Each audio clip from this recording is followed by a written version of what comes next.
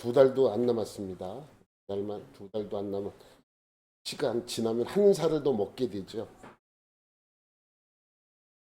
싫은 사람도 있고 시간 가는 게 좋은 사람도 있을 것입니다. 어린 사람은 좋을 것이고 나이 드신 분들은 싫을 것입니다. 요즘 제가 뉴스를 좀 안 볼라 그래요. 뉴스를 보면 저는 이태원 사건이 마음이 아파요. 많이 죽었잖아요. 또 유가족들이 얼마나 마음이 아프겠어요. 마음은 그래요. 그런데 요즘 하는 거 보면 천안함 사건 때보다 더 한 것 같아. 좀 뭐 나라를 지키다가 돌아가신 분들. 자기 즐기려고 모였다가 죽은 사람들인데 나라에서 그것을 이 나라를 지키다가 죽은 사람보다 더한 모습 같아요. 요즘 그걸 보면은. 요즘 그래서 뉴스 잘 안 봅니다. 하여튼간에 제가 지난주에 누구에 대해서 설명을 드렸습니까? 나신데 나신에 대해서 여러분에게 설명을 드렸어요. 근데 제가 시간이 없어서 그 뒷부분에 그 내용을 내가 빼고 마무리를 했는데 여러분 나시린은 서원에서 태어난 사람이 나시린이다. 맞지만 아닙니다. 정확하게 설명드리면 나시린은 서원하여 그 서원한 기간 동안 사는 것이 바로 나시린입니다. 태어나면서부터 나시린이 되는 사람도 있고 중간에 내가 나시린이 될 수도 있습니다. 그러니까 누구나 다 나시린이 될 수 있다는 말씀입니다. 특정한 사람이 나시린이 되는 거 아니에요. 우리 부모님이 나를 낳을 때 서원하여 낳았으면 나시린이다. 그러한 사람만 나시린이 되는 것이 아니라 누구나 될 수 있습니다. 누구나. 여러분이 이제 노래를 그렇게 잘하지 않지만 성가대가 인원이 없어서 내가 인원이 없어서 노래는 못하지만 내가 성가대원이 돼서 이렇게 찬양으로 하나님께 봉사해야 되겠다. 그리고 이제 잘하는 사람이 다 차갖고 넘치면 그때까지 내가 성가대원을 하겠다라고 기도를 했어요. 그리고 성가대원에 들어가 그때부터 나시린이 되는 거예요. 그래서 성가대원이 많이 들어와서 내가 노래를 못해서 빠져나가야 되는 그러한 시점이 오면 그때까지 내가 나시린이라는 그러한 이야기입니다. 그래서 나시린이라고 하는 것은 서원하여 본인이 나시린임을 증명해내야 하는 거예요. 내가 그렇게 성가대원이 되고 노래는 못하지만 성가대원이 되고자 했어. 근데 중간에 포기하는 경우가 두 가지가 있어요. 하나는 노래를 너무 못해서 지휘자가 제발 나가달라고 그런 경우도 있잖아요. 제가 그런 경우에요. 그 선생님은 아직도 잊지 못해. 조석원 선생님이에요. 어느 날 내가 성가대를 한 2주 섰는데 내 손을 꽉 잡더니 손 선생 성가대는 말고 다른 거 봉사해 줄 수 없냐고. 그래서 저는 나시린이 됐다가 타인에 의해서 나시린을 그만둔 사람 중에 하나입니다. 또 본인이 하다가 너무 피곤하고 시간이 없어서 중간에 포기하는 경우가 있잖아요. 그때도 나시린이 되는 것을 중간에 포기하는 경우인 것이죠. 그래서 나시린은 훈련입니다.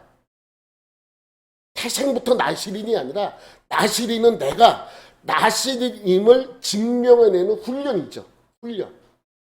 그 훈련을 통해서 내가 열심히 성가대를 빠지지 않고 연습도 하고 찬양대도 서가면서 주일 예배 때 성가대를 잘 섰다. 내가 하는 날 동안에 훈련이에요. 훈련. 그래서 나시린은 무엇이다? 훈련입니다. 여러분들 모두 다 나시린이 될 수 있다라고 말씀을 드렸잖아요. 대표적인 두 사람, 성공한 나시린 사무엘, 실패한 나시린 삼손. 여러분 실패하면 안 되지만 실패해도 인생 끝나는 것은 아닙니다. 나시린이라는 것 자체가 훈련이기 때문에 여러분 이제 내가 금식하려고 내가 이번에 기도원에 들어가서 일주일 동안 금식해야 되겠다. 학생 때 가서 많이 금식을 했어요. 같이 이제 학생들 지도할 때 선생일 때도 교사할 때도 기도원 가서 아이들 공개 수련회는 금식을 많이 했어요. 그리고 다짐하고 들어가죠. 근데 이 지금 같으면 할 수 있을 것 같은데 그때는 금식이라는 게 참 학생 때 얼마나 먹고 싶어요. 어느 정도였냐면 강남 금식 기도원을 갔는데 저녁 때쯤 되면 저 밑에 민가에서 밥 냄새가 올라와. 그게 맡아줘요. 배고프니까. 근데 이제 어느 날 중간에 가는 선생님이 계셨어. 그래서 내가 모셔다 드렸어. 선생님 이제 그래갖고 버스 타는 데까지 밑에까지 내려서 모셔다 드렸어. 근데 거기서 도토리묵을 한 것 같아. 냄새가 엄청 나는 거예요. 학생들은 저기서 금식하고 있는데 내려와서 선생님 데려다 준다고 그 선생님이 저는 먹고 싶지 않았어. 그 선생님이 저한테 도토리묵 하나 하고 가실래요? 그래서 먹었어요. 실패한 거잖아요. 그 기간 동안은 나시린인데 실패했잖아요. 그럼 어떻게 합니까? 주님, 내가 실패했습니다. 내년에는 와서 꼭 성공하겠습니다. 다짐하는 거예요. 그러니까 실패할 수 있어요. 실패해도 인생이 끝나는 거 아닙니다. 다시 서원에서 지킬 수 있다는 것이 나시린이라는 것입니다. 그래서 민수기 6장은 실패하면 어떻게 하라고 말씀하고 있어요? 머리를 깎으라고 말씀하고 있습니다. 근데 성공을 해도 어떻게 하라고요? 머리를 깎습니다. 실패를 해도 머리를 깎고 성공을 해도 머리를 깎습니다. 지난주에 여기까지 했어요. 그런데 나시린으로 살다가 실패했을 때 7일째 머리를 깎습니다. 그리고 8일째 비둘기 2마리를 가지고 와서 제사를 드립니다. 무슨 제사를 드리는가? 비둘기 2마리를 가져와서 여러분 무슨 제사를 드릴 것 같아요? 민수기 6장 10절과 11절 말씀입니다. 8째 날에 산비둘기 2마리나 집비둘기 새끼 2마리를 가지고 회막문에 와서 제사장에게 줄 것이요. 제사장 그 하나를 속죄제물로 하나를 번제물로 드려서 그러니까 무슨 제사 드리는 거예요? 2제사가 드리는데 하나는 속죄제사를 드리고 하나는 번제사를 드리는 거예요. 여러분 제가 늘 얘기하죠. 속죄제사는 우리에게 있어서 상당히 중요한 제사라고 말씀을 드렸습니다. 그런데 이렇게 제사를 드리고 나서 끝나는 것이 아니에요. 또 한 번의 제사를 드려야 돼요. 다른 제사 하나를 더 드려야 되는데 무슨 제사를 드려야 될 것 같아요? 조금만 생각하면 알 수 있어요. 내가 하려고 했는데 못 드렸어. 그럼 무슨 제사를 드려야 돼요? 보상제를 드려야지. 내가 하려고 했는데 못했으니까 대신 드려서 하나님께 보상 제사를 드려요. 무슨 제사겠어요? 속건제. 속건제 12절 말씀 시작. 자기 몸을 구별하여 여호와께 드린 날을 새로 정하고 1년 된 순양을 가져다가 속건제물로 드릴지니라. 자기의 몸을 구별할 때에 그의 몸을 더럽혔은즉 지나간 기간은 무효니라. 내가 한 것은 무효가 되고 대신 속건제물로 드리는 그 제물이 대신 그것을 한다는 거예요. 그리고 다시 내가 뭐 하는 거예요? 새로 하겠다라고 나를 정할 수 있다는 거예요. 이게 나시린이 실패했을 때 드리는 제사입니다. 그래서 속건제, 속죄제를 드리고 번제를 드리고 속건제를 드림으로써 이 나시린의 훈련을 다시 한번 하겠다고 하나님께 맹세할 수 있다는 거예요. 여러분 제사는 5가지가 있다 그랬어요. 번제, 소제, 화목제, 속죄제, 속건제. 대부분 사람들은 번제가 제일 앞에 있으니까 제일 중요하다고 이야기를 합니다. 근데 번제가 제일 중요하다라고 말할 수 없는 거예요. 여러분 제사는요, 이 5가지 제사는 모두 다 중요해요. 얼마만큼 중요하나? 다 중요해요. 그런데 상황에 따라서 다르다는 거예요. 여러분 목감기 걸리면 목감기 약을 먹고, 열나면 열나는 약을 먹고, 기침을 하면 기침 감기약을 먹고, 콧물이 나면 콧물 감기약을 먹습니다. 콧물 감기가 걸렸는데 기침약을 먹으면 소용이 없어. 그러니까 콧물 감기에 걸렸을 때 제일 중요한 감기약이 뭐예요? 콧물 감기약이에요. 콧물 감기 걸렸을 때 콘택 600이 제일 중요하겠죠. 목감기약을 아무리 먹어도 소용없어요. 똑같아요. 제사도. 근데 약은 다 중요해요. 감기약은 코감기약도 중요하고 목감기약도 중요하고 기침감기약도 중요하고 열감기약도 중요하고 다 중요합니다. 중요하지만 내 상황에 맞는 그 약이 가장 중요하듯이 5가지 제사법도 5가지 제사가 다 중요해요. 그런데 우리 입장에서 제일 중요한 게 뭐라고요? 속죄제예요. 왜? 죄를 용서받아야 하나님을 만날 수 있기 때문에. 그래서 우리의 입장에서 제일 중요한 건 속죄 제사고, 하나님 입장에서 제일 중요한 게 뭐라 그랬어요? 번제예요, 번제. 번제는 뭐다? 우리 자신을 올려드리는 신앙 고백과 같은 제사기 때문에 하나님께서는 우리의 번제를 중요하게 여깁니다. 그런데 이 공동체에서는 가장 중요한 제사가 뭐라고요? 속건제예요. 보상. 내가 누구에게 피해를 입혔으면 얼른 보상을 해줘야 되는 경우이기 때문에 그렇습니다. 그래서 이 5가지 제사는 어떤 게 더 중요하다, 덜 중요하다라고 얘기할 수는 없습니다. 그래서 나시린으로 내가 산다고 다짐을 하고 실패했을 때 제일 먼저 속죄 제사를 드립니다. 그 다음에 번제를 드리고, 그 다음에 내가 다시 하나님께 내가 나시린으로 다시 살겠습니다라고 다짐을 하게 되면 속건제를 드림으로써 먼저 드린 나시린을 실패함을 대신해서 속건제로 보상을 하고 내가 다시 나시린으로 예배를 살 수 있도록 훈련받을 수 있도록 그렇게 하는 것이죠. 그래서 나시린에 대한 것은 훈련이라고 말씀드렸어요. 이제 나시린이 훈련을 잘 받았어. 그래서 성공했어요. 무슨 제사를 드립니까? 실패했을 때 제일 먼저 드리는 게 속죄제, 그 다음에 번제, 속건제를 드렸어요. 근데 성공했을 때는 무슨 제사를 드리냐? 비슷해요, 처음에는. 어쨌든 간에 우리가 하나님을 처음 접하려면 무슨 제사를 드려야 돼요? 속죄제를 드려야 돼요. 속죄제. 그리고 다음에 번제를 드리는 거야. 왜? 이거는 우리의 신앙과 같은 제사이기 때문에. 그래서 참 중요해요. 그 다음에 드리는 제사는 무슨 제사인 것 같아요? 화목제와 소제를 드려요. 속건제는 안 드려. 왜? 속건제는 드릴 필요가 없어요. 성공했기 때문에. 그래서 화목제, 하나님과의 화목됨을 감사해서 하나님께 화목제물을 드리고 또 소제를 드림으로써 하나님께 모든 것을 내 자신을 드렸다는 것의 열매인 것이죠. 그래서 여러분, 이것이 나시린에 대한 규례입니다. 나시린은 뭐라고요? 훈련. 여러분이 훈련하는 거예요. 뭐든지 다 훈련하죠. 그럼 오늘 7장의 전체 말씀은 어떤 내용이에요? 여러분, 오늘 혹시 보신 분도 있지만 오늘 본문에 7장의 마지막 구절이 몇 절까지 있는지 아세요?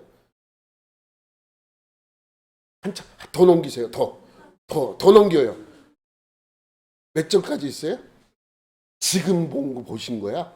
적어도 오늘 7장이구나 그러면 몇 절까지 있다는 확인을 하셔야지. 많아요. 그 내용이 다 무슨 내용인 줄 아세요? 헌금하는 내용, 헌금, 예물을 드리는 각 족장들이 드린 예물에 대하여 기록하고 있는 것입니다. 그럼 민수기니까. 민수기는 무엇이다? 광야에서 훈련하는 것이다.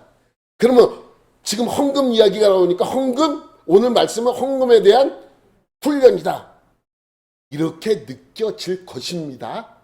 그런데 물론 헌금도 훈련이에요. 훈련을 한 사람이 헌금을 하지, 헌금 훈련을 하지 않았던 사람들은 헌금 잘 못해요. 그분은 드리는 것이 꺼려지고 싫어서가 아니고 훈련이 안 되어 있어서 그러는 것입니다. 헌금도 훈련입니다. 그런데 헌금 훈련 때문에 오늘 민수기 7장을 기록한 것이 아닙니다. 물론 헌금도 훈련이지만 그렇게 주제를 잡고 설교해도 무리는 없어요. 그러나 이 내용을 잘 보면 그 내용은 헌금에 대한 훈련에 대한 이야기가 아닙니다. 여러분, 민수기는 크게 3부분으로 나눈다 그랬어요. 첫 번째 그림 보면 첫 번째는 시내 광야, 두 번째는 바람 광야, 세 번째는 모압 평지에 대해서 기록을 하고 있습니다. 넘기면 시내 광야에서는 20일 동안에 있었던 일들이 기록되어 있는데 1장부터 10장까지 기록되어 있어요. 13장부터 19장까지는 바람광야의 이야기인데 이 이야기는 38년 동안의 이야기가 이 안에 담겨져 있습니다. 그리고 모압 평지에서는 약 1년이 안 돼요. 1년이 안 되는 기간이지만 1년 기간 동안에 22장부터 36장까지의 내용이 기록되어 있습니다. 여러분, 그래서 오늘 7장 말씀은 여전히 어디에서 지금 행해지는 일이에요? 광야로 떠나기 전에 준비하는 과정을 설명하고 있습니다.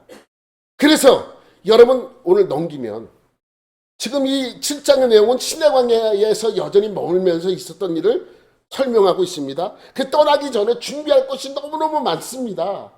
떠나기 전에 하나님께서 제일 처음에 이스라엘 백성에게 명령한 것이 뭐예요? 인원 숫자 개수하라는 거예요. 60만 3,550명이 나왔죠. 그런데 그 60만 3,550명은 20세 이상으로 전쟁에 나가서 싸울 수 있는 사람입니다. 근데 한 지파가 제외됐죠. 어느 지파예요? 레위 지파입니다. 그래서 그렇게 처음에 인원조사를 하고 인원조사를 한 것으로 이제 머물 때와 행군할 때 어떻게 하라는 말씀도 말씀하고 있어요. 머물 때 이렇게 머물고 행군할 때는 이렇게 행군해라 라고 그 배치도까지 말씀해 주십니다. 여러분 이들이 무엇을 중심으로 머물렀고 무엇을 중심으로 행군했습니까? 성막이죠. 성막을 중심으로 머물렀고 성막을 중심으로 이동했습니다. 그런데 그래서 3장부터는 성막을 관리할 레위인에 대해서 따로 인구조사를 하고 있습니다. 그래서 레위인 중에서도 제사장 직분을 감당한 아론의 후손 그리고 성막을 부분별로 관리를 맡을 레위 후손들에게 각자의 일을 맡겨주는 일입니다. 그래서 먼저는 고앗 자손에게는 성막 안의 기구들을 관리하도록 했습니다. 그래서 이거는 이들이 무슨 일이 있어도 성막의 기구들은 고앗 자손들이 관리를 해야 됩니다. 그리고 게르손 자손은 덮개와 모든 휘장을 관리했습니다. 무라리 자손들은 성막의 널판과 기둥들을 관리를 했습니다. 생각해 보세요. 저기 성막에 덮여있던 구름이 떠오르면 제일 먼저 누가 들어간다 그랬어요? 제사장들이 들어갑니다. 제사장들이 들어가서 성막의 기구들을 포장을 해요. 포장이사 하는 것처럼 포장을 다 합니다. 그리고 나와요. 그럼 누가 들어가요? 고앗 자손이 들어갑니다. 그리고 덮여진 그 기구들을 다 갖고 나오죠.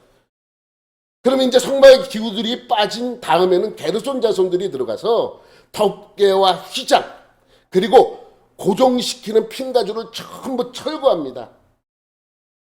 그리고 이 게르손 자손은 이동할 때도 이것을 담당합니다.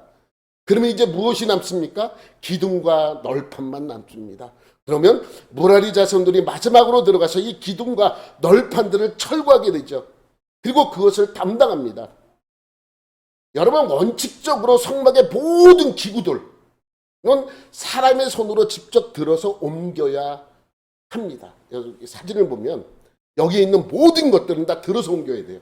사람의 손으로. 모든 것을. 그런데 그래서 이 고앗 자손들은 여기에 있는 번제단이라든지 물두면 등대, 떡상, 분향단, 언약궤를 다 들어서 이동시킬 수 있도록 만들었어요. 그림 보면. 그래서 언약궤나 분향단이나 떡상 뭐 이런 것은 다 뭐가 있어요? 채가 있어. 들을 수 있도록 어깨에 맬 수 있도록. 왜? 들어서 옮기라는 거죠. 들어서. 이거는 어리 실어서 옮기는 게 아니라 들어서 어깨에 메어서 옮기라는 이야기입니다. 그런데 문제가 있어요. 여러분 그림 보면 이 덮개가 있어요. 덮개. 이 성서와 지성서를 덮고 있는 게 4장의 휘장이에요.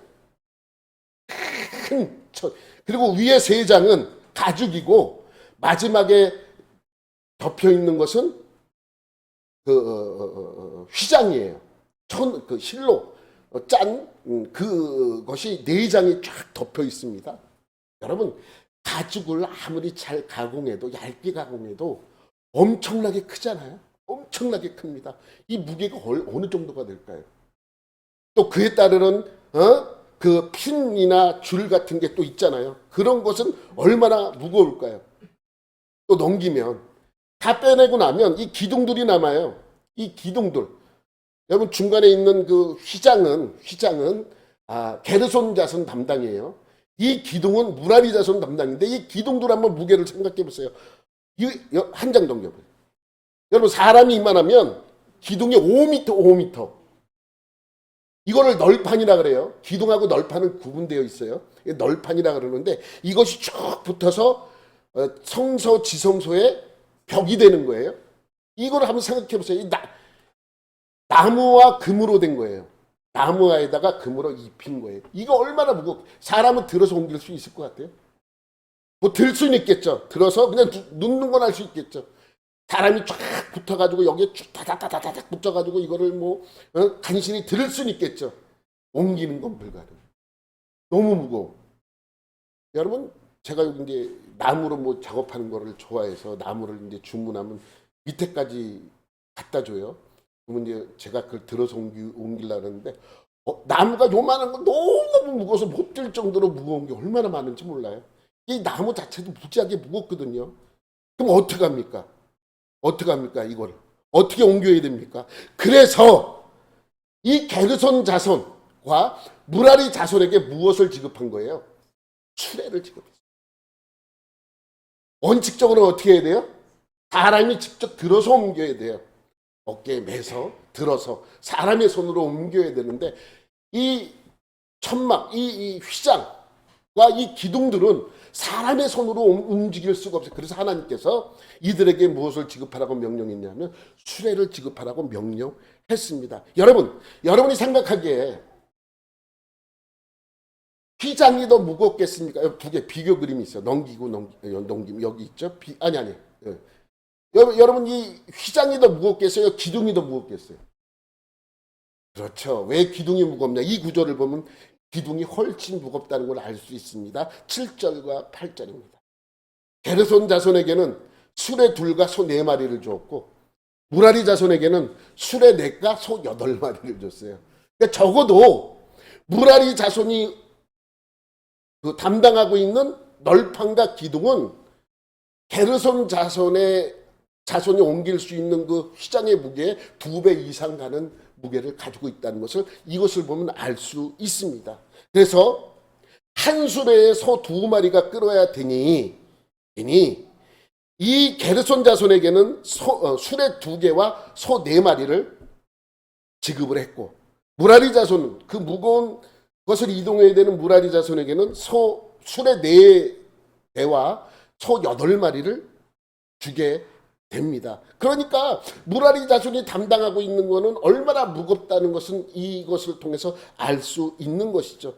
여러분 그림 보면 수레가 무지하게 큰 거예요. 아주 작은 수레가 아니에요. 뒤에 5m짜리를 실을 수 있는. 얼마나 크겠어요. 생각을 해보세요. 에? 아무리 찾아도 큰 걸 내가 찾을 수가 없어서 대충 그림으로 된 거를 내가 가져왔는데 이것도 내가 늘린 거예요. 아니 다들 왜 이렇게 엄청나게 큰 거예요? 뭘 실을 수 있을 정도? 5m짜리 기둥 널판을 실을 수 있을 정도의 그 수레라는 거죠. 그러니까 얼마나 큰 거예요. 소 2마리. 그렇게 한 거죠. 그래서 오늘 본문의 기록 목적은 헌금 훈련에 대해서 알려주기 위하여 이 헌금에 대해서 이야기하는 것이 아니라 이동할 때 사람들이 들 수 없는 것들은 수레에 실어서 이동을 하는데 그 수레와 소의 출처에 대해서 설명하고 있는 거예요. 이 소와 수레는 누가 헌물한 것이다 라고 알려주기 위함입니다. 여러분 아까도 얘기했지만 성막의 모든 기구들은 수레에 실어서 옮기면 안 돼. 다 들어서 옮겨야 돼요. 이것이 원칙입니다. 그래서 고앗 자손에게는 수레와 소를 주지 않았습니다. 9절 말씀 시작. 고앗 자손에게는 주지 아니하였으니 그들의 성소의 직임은 그 어깨로 매는 일을 하는 까닭이었더라. 그런데 사람의 힘에 한계가 있기 때문에 덮개와 기둥들은 도저히 들어서 옮길 수가 없는 거예요. 그래서 하나님께서는 사람이 들 수 없는 성막의 기구들은 수레에 실어서 옮길 수 있도록 허락하신 거예요. 그래서 넉넉하게 수레와 소를 지급한 것이 아니라 최소한의 것만 지급을 하게 된 것이죠. 여러분 사진을 보면 넘겨봐봐요. 그 12마리의 그 사진이 없어졌네. 하여튼 간에 여러분 생각해 보세요. 휘장을 실어도 가죽으로 된 덮개를 접어서 실읍니다. 거기에 따른 부속들이 얼마나 많습니까? 그러니까 사람들이 이것을 이거를 실을 때 이걸 다 실는 게 아니에요. 사람의 손으로 들 수 있는 것만 들고 그 다음에 사람의 힘으로 들 수 없는 것은 전부 실어서 옮기게 되는 것이죠. 그래서 게라리 자손과 무라리 자손에게 수레와 소가 지급되었고 이 지급된 수레와 소는 각 지파의 족장들이 헌물한 것임을 알리기 위하여 이 7장이 기록한 것입니다. 여기서 족장은 각 지파를 대표하는 족장들이에요. 본문에서는 뭐라고 설명을 하냐면 우두머리라고도 하고 지휘관이라고도 하고 감독관이라고도 합니다. 우리 2절 말씀 이스라엘 지휘관들 그죠? 곧 그들의 조상의 가문의 우두머리들이요 그 지파의 지휘관으로서 그러니까 각 지파의 지휘관들 우두머리 각 지파의 족장이에요. 유다 지파의 족장 한 사람이 있을 거 아니에요. 그 다음에 무라리 자손의 지파 한 사람, 족장 한 사람이 있을 거 아니에요. 그 지파의 대표들이 나와서 이 예물을 했음을 알려주고 있는 것입니다. 여러분, 인구조사도 끝났죠? 또 머무를 때와 이동할 때 배치도 끝났습니다. 특별히 성막을 지킬 지파도 정해졌고 어떻게 섬겨야 되는지도 알려주고 있습니다. 그런데 이제 다 끝나서 이동하려고 보니까 들을 수가 없어. 그래서 족장들에게 야 수레와 소를 헌물해라 라고 한 것이 아닙니다. 이미 이들은 성막 봉헌식 때 헌물한 것이에요. 이미 성막 봉헌식 때 이들이 이것을 헌물한 것이고 헌물한 것으로 인해서 이동할 때 사용되는 것을 알 수 있습니다. 여러분 성경에는 성막을 다 완성하고 봉헌식을 하는 장면들이 나옵니다. 몇 군데 나오는지 아세요? 모르죠. 당연히 모르죠. 근데 성경에 보니까 3번의 언급을 하고 있습니다. 넘기면 출애굽기 40장에 언급을 하고 있고 그 다음에 레위기 8장에도 언급을 하고 있고 민수기 7장에도 언급 똑같은 내용이에요. 성막 봉헌식 때 그 상황을 출애굽기 40장에도 레위기 8장에도 민수기 7장에도 설명하고 있습니다. 여러분 출애굽기 40장에 나오는 내용은 뭐냐면 40장 2절 한번 볼게요. 2절 너는 첫째 달 초하루에 성막꽃 회막을 세우고 그러니까 첫째 달이니까 6월 출애굽한 그 시기가 첫째 달 아니에요. 그러니까 1년 만에 1년 거의 다 돼가지고 여러분 그 6월절이 1월 14일이에요. 첫째 달 14일이 있어요. 그러니까 첫째 달 초하루니까 1년에서 14일 빠지는 거예요. 이때 성막을 완성하고 세운 것이죠. 성막꽃 회막을 세우고 라고 되어 있습니다. 1년이 지난 뒤에 그렇게 세운 거예요.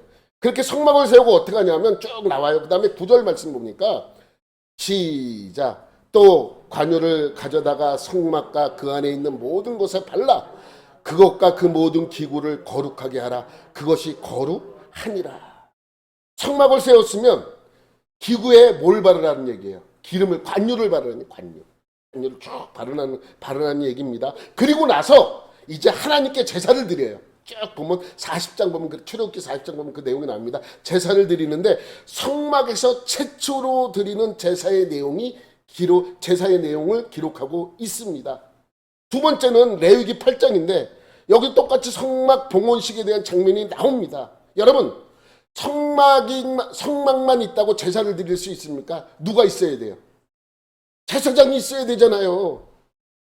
그래서 레위기답게 제사장 위임식을 하면서 최초로 드리는 제사의 내용이 다시 언급하고 있는 거예요.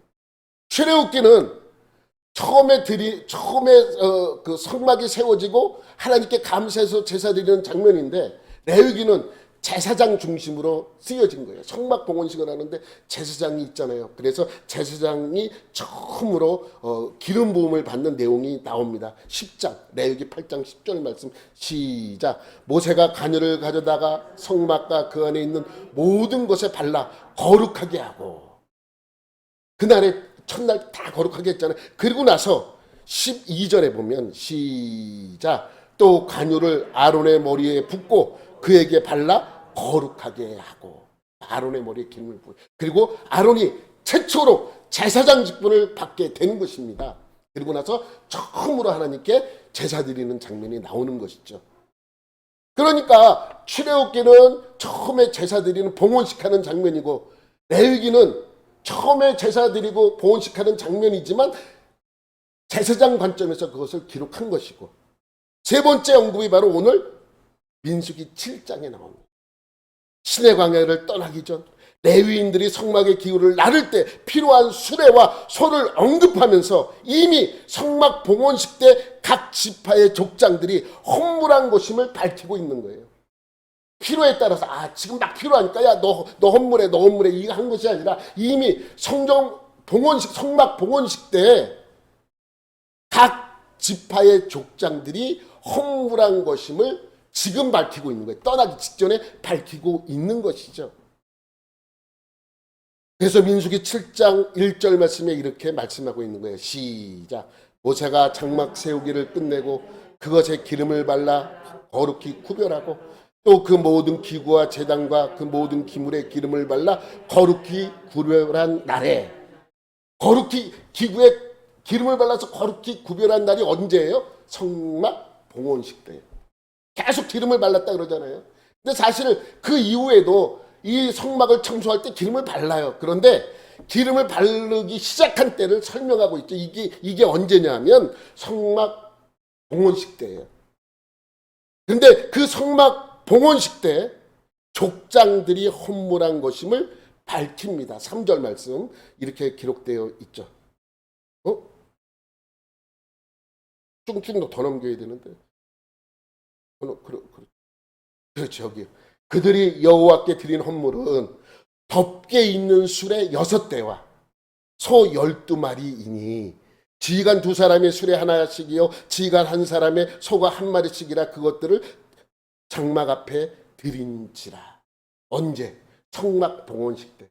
그러니까 성경에는 그것이 자세하게 어떻게 성막 봉헌식 때 어떻게 그것이 이루어졌는지를 한 번에 설명하고 있지 않고, 출애굽기에서도 일부, 레위기에서도 일부, 민수기에서도 일부 설명하고 있는 것입니다. 그러니까 이 말씀을 이렇게 다 종합해 보면 일반 사람들도 많이 헌물을 했다는 것을 알 수 있어요. 그렇지만 그것을 다 기록할 수 없기 때문에 대표적인 것만 몇 가지 사건들을 기록하고 있는 것입니다. 그래서 이러한 말씀을 하고 있는 것이죠. 그런데 여기에 덮개 있는 수레라 그래요. 덮개 있는 수레. 이 덮개 있는 수레 그러면 이 그림처럼 생각이 되어져요. 그죠? 덮개 있으니까. 그런데 그 덮개 있는 수레에 각주가 붙었어요. 밑에 보면 뭐라고 되어 있어요? 그냥 짐차예요. 짐차. 그러니까 짐을 실을 수 있는 수레예요. 그러니까 큰 수레인데, 수레에 왜 덮개 있는 수레라고 표현했냐면 그 수레에 짐을 싣고 덮으란 얘기예요. 그러니까 대충 그냥 실어서 옮기란 얘기가 아니라 그것을 실어서 덮어서 사람들이 보지 못하도록 그렇게 하라는 의미의 말씀이죠. 여러분 생각해 보세요. 덮개 있는 수레인데 5m가 넘는 걸 실어야 돼. 그러면 이 수레도 5m가 넘어야 되는데 그 덮개를 다 만들려 봐요. 얼마나 힘들겠습니까? 그래서 그 의미가 아니라 영어 성경에 보면 외곤이라 그래요. 외곤은 이렇게 덮개, 그 어떠한 공간에 짐을 실어서 짐을 실을 수 있는 장소를 의미하죠. 그래서 이 말씀도 마찬가지입니다. 그런데 각 지파에서 넘기면 12지파의 사람들이 쫙 족장들이 있습니다. 그 다음에 6대의 수레와 12마리의 소를 헌물한 거예요. 그래서 각 지파 사람이 소 한 마리와 수레 반대를 헌물한 것입니다. 그래서 이 12대의 수레를 분배를 한 6대의 수레를 나눠주는데 게르손 자손에겐 2대, 무라리 자손에겐 4대를 지급하게 되는 것입니다. 왜? 무라리 자손이 이동하는 것이 더 무겁기 때문에 그렇게 하게 되는 것이죠. 그러면 이렇게 사용된 수레와 소는 각 지파의 족장 누가 헌물했음을 밝히고 있는 거예요. 누가 했다. 그래서 12족장의 이름이 다 언급이 돼. 그 다음에 쭉 보면 12지파의 족장들 이름이 쫙 이제 나열되는데, 여러분 예전에 제가 갈보리교회 있을 때 참 훌륭한 권사님이 한 분 계셨어요. 그런데 그분이 새벽 예배 나가려고 이제 나갈 시간인데 안 나가니까 아들이 문을 열어봤다 했더니 어머니가 기도하는 모습으로 돌아가셨다는 게. 그분이 이제 헌금도 많이 하시고 그리고 교회 봉사도 많이 하셨던 분이에요. 그리고 그 자녀들에게 평생 하는 말씀 딱 한 가지야. 목사님이 말씀하면 하나님 말씀처럼 알아듣고 행해라. 이렇게 이제 평생 가르친 그 분이에요. 그러니까 어머니가 죽으니까 이 아들들이 어머니를 조금 이렇게 추모하기 위해서 교회에서 그 당시 필요한 것이 무엇이냐고 이렇게 물어본 적이 있어요. 그래서 교회 그 당시 이제 그 무엇을 했냐면 전광판 있잖아요. 전광판 큰 거, LED 조그만 거 나올 때인데 그 큰 전광판을 하나 하는데 거의 1억 가까이 됐어요. 제가 있을 때. 제가 이제 예배 담당이라 이제 그것을 제가 관여를 좀 해서 아는데 큰 1억 가까이 되는 그 큰 전광판을 하나를 세운 적이 있어요. 교회에다가. 그래서 다 세운 다음에 그 전광판 옆에다가 누구누구 권사 증이라고 적어서 팻말을 붙인 적이 있습니다. 그렇게 하는 이유는 뭐냐면 알리기 위함이잖아요. 근데 지금 이 12지파의 족장들이 한 헌금에 대해서 소 12마리와 수레 6대를 헌물했다는 것을 밝히고 있습니다. 그런데 오해할 수 있잖아요. 무슨 오해를 할 수 있어요? 아유, 족장들이 겨우 소 12마리하고 수레 6대만. 오해할 수 있잖아요. 거기까지만 보면. 그래서 그들이 한 헌물에 대해서 하나하나 일일이 다 설명하고 있는 것입니다. 여러분 12지파는 이것만 헌물한 게 아니에요. 지파 족장들이 이것만 헌물한 것이 아닙니다. 많은 것을 헌금을 했어요. 많은 것을 갖고 나서 주님 앞에 헌물을 하고 하는 장면이 그 다음에 쭉 나오는데, 이 지파들이 갖고 나온 것이 너무 많기 때문에 한꺼번에 12명이 드리는 이 예물을 다 하나님께 드릴 수 있는 그러한 규모가 아니에요. 그래서 하나님께서 뭐라 그러냐면 12지파가 한 이 예물은 한 지파 한 지파 나와서 하루하루 드리라고 설명하고 있습니다. 그래서 11절에 이렇게 설명하죠. 11절 시작. 여호와께서 모세에게 이르시기를 지휘관들은 하루 한 사람씩 제단의 봉헌물을 드릴지니라 하셨더라. 하루에 한 사람이에요. 독채당 이 성막에서 수용할 수 있는 것을 넘어섰기 때문에 하루에 한 지파씩 나와서 드릴 수 있도록 그렇게 허락한 것이죠. 그래서 첫째 날 어떤 지파가 나와요? 12절 시작. 첫째 날에 헌물을 드린 자는 유다 지파 암미나답의 아들 나손이라. 여러분 왜 제가 첫째야? 내가 첫째로 드리고 싶은데. 여러분 그런 마음이 있잖아요. 왜 제가 해? 내가 하면 안 되나? 싸울 수 있잖아요. 근데 이 유다 지파가 먼저 하는 게 무슨 어떠한 것을 근거로 첫 번째로 드립니까? 이것 때문이에요. 이것 때문에. 행진하는 순서대로 드려요. 그래서 두 번째 드리는 지파가 누구 계세요? 그러면 둘째 날 드리는 지파가 누구 계세요? 순서대로 넘어가서 이사갈이죠. 두 번째. 그러니까 넘기면 이사갈이에요. 둘째 날에는 이사갈의 지휘관 소아의 아들 느다넬이 헌물을 드렸더라. 마지막엔 그림 봐봐요. 마지막엔 누가 드릴까요? 납달리가 드린 거예요. 납달리는 어느 쯤에 가 있을까요? 넘겨보세요. 78절에 있어. 12째 날에는 납달리 자손의 지휘관 에난의 아들 아이라가 헌물을 드렸으니. 여러분, 이 12지파가 일일이 드린 헌물의 규모가 다 기록되어 있어요. 그래서 납달리 마지막 자손이 드리는 그때도 78절에 기록되어 있는 거예요. 그런데 여러분, 내가 여러분에게 한 가지 질문할게요. 어느 지파 족장이 제일 많이 했을 것 같아요? 오늘의 퀴즈. 어느 지파의 족장이 제일 많이 헌금했을까요? 헌물을 드렸을까요? 첫째 날 유다 지파가 드린 헌물 한번 볼게요. 첫째 날 13절부터 17절까지요. 그의 헌물은 성소의 세겔로 130세겔 무게의 음반 하나와 70세겔 무게의 음발이 하나라. 이 두 그릇에는 소 제물로 기름 섞은 고운 가루를 채웠고 또 13개의 무게의 금그릇 하나라. 그것에는 향을 채웠고 또 번제물로 숫송아지 한 마리와 순양 한 마리와 1년 된 어린 순양 한 마리이며 속죄제물로 숫염소 한 마리이며 또 넘겨봐. 화목제물로 소 2마리와 순양 5마리와 숫염소 5마리와 1년 된 어린 순양 5마리라. 이는 암미나답의 아들 나손의 헌물이었더라. 이게 유다 지파가 드린 헌물이에요. 마지막 지파가 드린 지파가 누구예요? 납달리 지파예요. 근데 똑같아. 79절부터 아까 우리가 볼게요. 79절부터 보면 넘어가. 그림 봐봐요. 그림. 이 그림 왜 그랬냐면 요렇게 드린 거예요. 지금 요렇게 엄청나게 많은 것들을 지금 드렸죠. 한 지파가, 유다 지파가. 그럼 마지막에 드린 납달리 지파를 한번 보도록 할게요. 납달리 지파는 그의 헌물도 나오죠. 그런데 넘겨봐봐요. 그리고 또 넘겨봐봐요. 이렇게 똑같이 돼 있어요. 그래서 이제 이 두 구절을 한번 제가 비교를 해볼게요. 넘겨봐봐요. 똑같아요. 납달리 지파도 똑같이 드렸어요. 여러분 보면 우리 한번 비교를 해볼게요. 구절을 넘겨봐봐요. 13절에 이렇게 돼 있죠? 넘겨봐봐. 79절에도 이렇게 돼 있죠? 똑같아요. 위로 올려봐봐요. 아니 올려봐봐.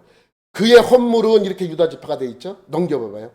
그의 헌물도 이렇게 돼 있어요. 넘겨봐봐요. 이렇게 돼 있죠? 넘겨봐봐.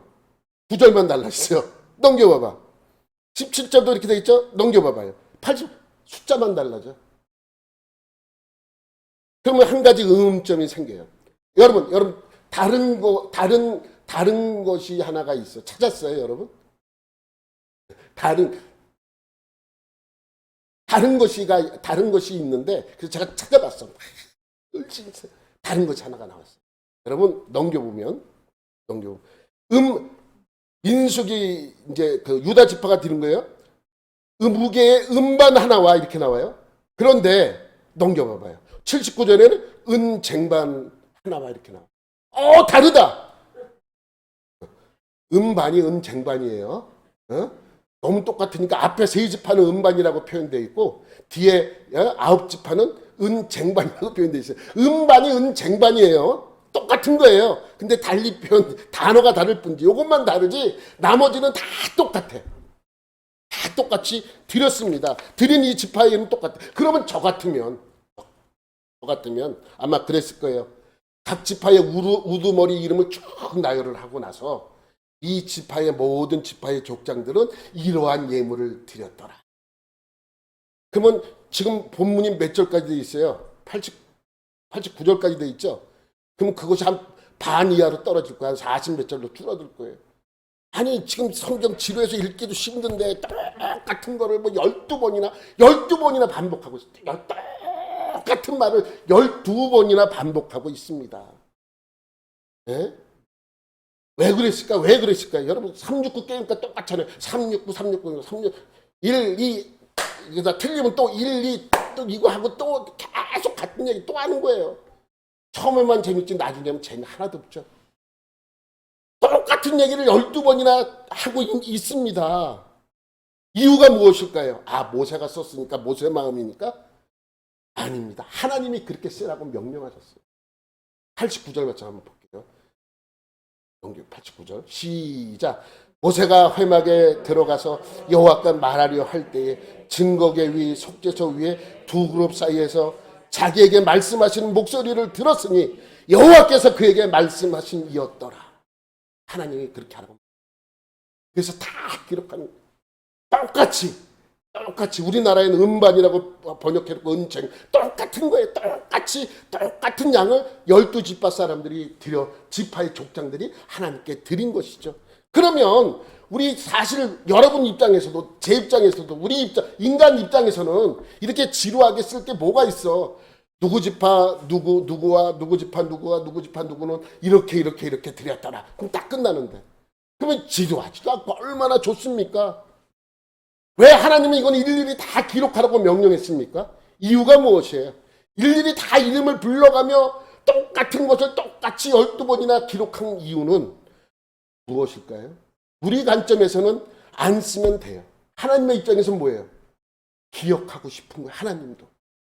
이렇게 했다라는 것을 일일이 이름을 부르면서 했던 이유는 그 한 사람 한 사람을 귀하게 여긴 것이라는 것이죠. 하나님은 너무 기쁩니다. 우리의 예물도 마찬가지. 하나님은 하나하나 확인하고 이름을 부르고 기쁘게 받으신다는 것이죠. 그래서 12번을 다 마무리한 후에 하나님이 89절에 말씀하고 있는 거예요. 뭐라고 말씀하셨다고요? 하나님께서 그에게 모세에게 그렇게 하라고 말씀하셨더라라고 설명하고 있는 것이죠.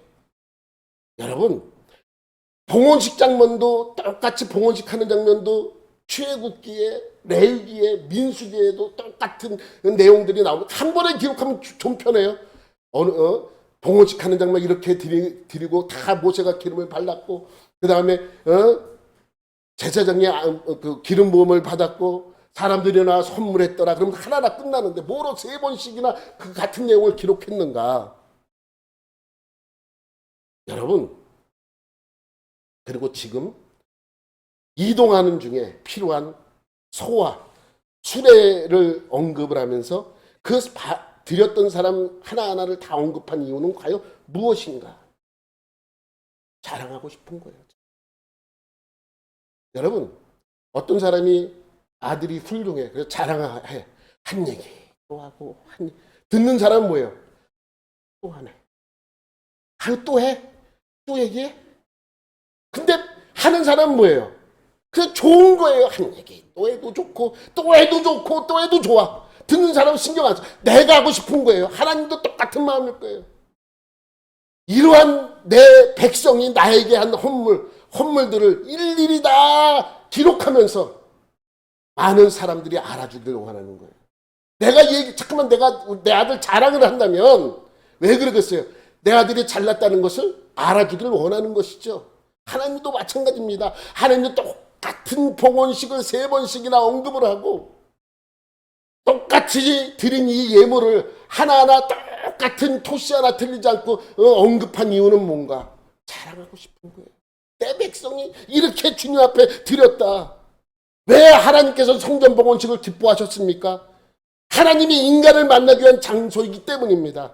이제 하나님이 인간을 만날 수 있습니다. 그러한 성막이 세워짐에 하나님은 기뻐하셨고 그때 하나님께 나와 예배드리는 모든 백성들을 받으며 기뻐하신 것이죠. 그래서 말씀하시는 말씀 또 하시고 하신 말씀 또 하시고 하신 말씀 또 하시는 거예요. 왜? 하나님이시니까.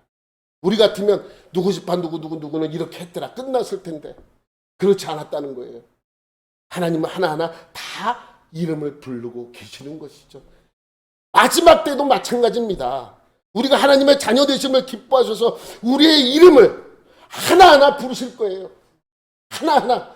마지막 때 심판하시는 그날 하나님의 백성된 자를 하나하나 한 명 한 명 전부 다 부르실 것입니다.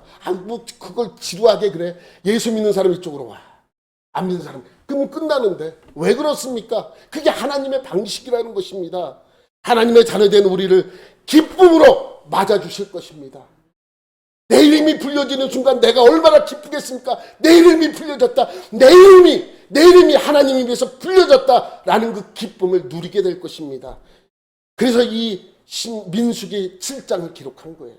여러분 모두 그 기쁨을 누리시는 그러한 하나님의 자녀가 되시기를 예수님의 이름으로 축원합니다.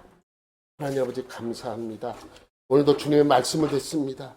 이 말씀처럼 우리의 이름이 하나님의 입으로 불려지는 그 순간까지 하나님의 자녀된 자로서 온전한 모습으로 살아가는 저희 모두가 되게 하여 주옵소서. 감사드리며 예수님의 이름으로 기도드립니다. 아멘.